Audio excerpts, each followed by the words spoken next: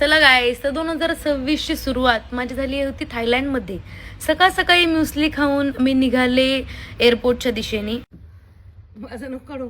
Mummy नको म्हणत असतानाही मी तिचा झोपेतून उठलेला व्हिडिओ घेतला आणि मी थेट निघाले पुण्यावरून माझ्या फ्रेंडच्या घरी. पहिलं बिकॉज मी आणि ती आम्ही दोघेच निघालो होतो तोंड घेऊन एवढ्या लांब दुसऱ्या देशात.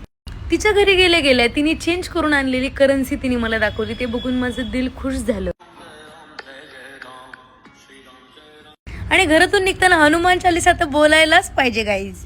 त्यानंतर ना आम्ही रिक्षात बसून गेलो आमच्या ओलाच्या पॉईंटच्या इकडे. मग तिथून आम्ही थेट पोहोचलो छत्रपती शिवाजी महाराज एअरपोर्ट मुंबई येथे. खूप सुंदर आणि खूप मोठं असं एअरपोर्ट हे होतं. पहिल्यांदाच मी तर मुंबईच्या एअरपोर्टला आलेले होते. त्यानंतर ना आम्ही आमच्या लाईनमध्ये थांबलो लगेजच्या. तर खूप मोठी लाईन होती. आम्हाला भूक लागलेली. आम्ही तिकडे विचारलं तर एक सँडविच आम्हाला भेटलेलं 550 रुपीजला. ओ भाय, मला माहीत होतं एअरपोर्टवरती फूड महाग असतं, पण एवढं महाग असतं हे कधी माहिती नव्हतं. त्यानंतर आम्ही आमचा मोबाईल चार्ज करण्यासाठी मॅगडीमध्ये बसलो. तिथे बसल्यावरती थोडेसे फ्राईज आणि बर्गर ऑर्डर केला, कारण पहाटे फक्त म्युस्ली खाऊन घरातून बाहेर पडले होते मी.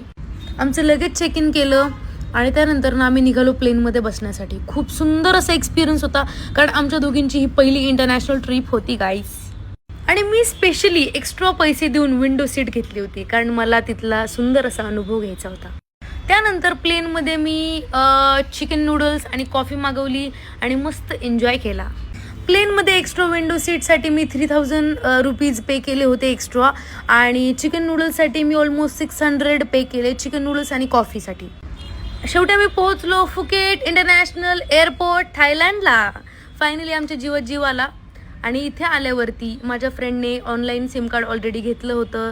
ते काहीच वर्क करत नव्हतं. आमचे डबल पैसे गेले आणि आम्ही परत ऑफलाईन सिम कार्ड इथे घेतलं.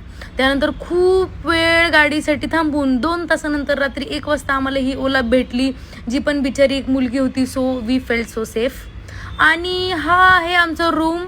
खूप छान असं रिसॉर्ट होतं, खूप सुंदर, एकदम क्लीन. हे बघा, एकदम हरियाली, झाडीवाडी, एकदम मस्त थंड गार वारं सुटलं होतं आणि वेदर तर एक नंबर होतं. तर पुढच्या व्लॉगसाठी तयार राहा गाईज. दुसऱ्या दिवशी पहाटे उठून आम्ही कुठे कुठे हिंडायला गेलो नक्की बघा. Stay tuned. Bye bye. Good night.